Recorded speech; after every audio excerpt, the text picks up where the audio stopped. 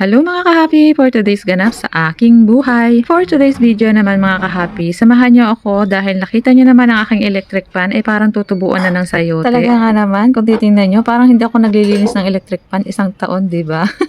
Sa totoo niyan mga kahapi, weekly po ako naglilinis ng electric fan. Kaya lang, sadya lang talaga silang mabilis magkaalikabok. Dahil ang kusina namin ay walang bintana, kaya exhaust fan lang ang aming ginagamit. Tapos minsan nakakalimutan ko pang i-on yung exhaust fan, kaya ang ending, nahihigop ng electric fan ang usok ng aking niluluto. Kaya ang electric fan ko, napakabilis din magkaalik. Tapos ayan na nga, natanggal ko na yung exhaust fan mga kahapi, kaya pupunasan ko na lang ito dahil sobrang dami rin talaga ng oil na naiwan dyan sa katawan ng exhaust fan. Malaking tulong din talaga sa amin ang exhaust fan mga kahapi dahil kung walang exhaust fan, yung usok ng aking niluluto ay magpupuntahan yan dito sa aming appliances kasi walang bintana yung aking kusina. Yun nga lang, kailangan mo siya laging linisan mga kahapi dahil kung hindi, yung amoy ng niluto mo, pag sarado yung bahay niyo, pag open nyo ng bahay, biglang maamoy mo talaga yung parang mantika na galing sa niluto mo. Ganun. Kasi dumidikit yung amoy niya dito sa plastic ng exhaust fan. Lalo na pag bulad ang niluto mo mga besh, ay grabe, sobrang amoy niya sa exhaust fan mga kahapi. Dahil sa sobrang kapit talaga ng amoy sa exhaust fan mga kahapi, kailangan talaga siyang sabunan ng todong-todo, bulang-bula talaga mga kahapi. So ayan na nga mga kahapi, dinala ko na siya dito sa labas at dito ko siya huhugasan.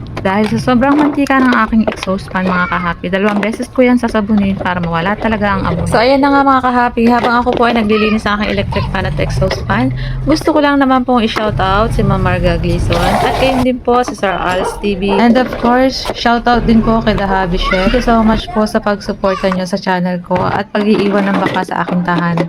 Maraming salamat po. At ayan na nga mga kahapi, nasa pangalawang sabon na tayo. Una ko talagang hinugasan dyan mga kahapi ang aking electric fan dahil hindi naman yan masyado mamantika compared dun sa aking exhaust fan. So ayan na nga mga kahapi, malapit na po ako matapos at magbabanlaw na lang po ako ng aking hinugasan.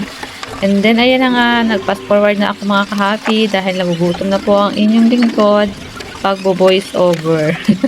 So finally mga kahapi, natapos na rin ako. Kaya habang pinapatulo ko yung aking electric fan, walis na nga lang muna din ako. Total hapon na rin naman. Every hapon talaga ang schedule ko mga kahapi. Dahil kung umaga ko yung gagawin, siguro lagi kaming late. May duty kasi ako every morning. Kaya hapon lang talaga ako nakakapaglinis ng bahay. At nung natapos na nga ako magwalis mga kahapi, ayan na nga, binalikan ko na yung aking electric fan at pinunasan ko na lang ng tuyong basahan.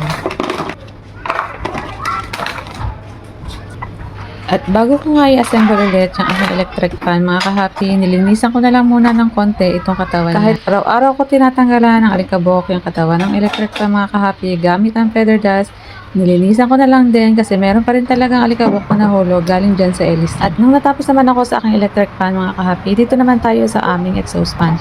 Mabilis lang naman siya i-assemble ulit mga kahapi. Finally, malinis na ulit ang aking exhaust fan at electric fan. Hi, sariwa na naman ang hangin. Thank you for watching.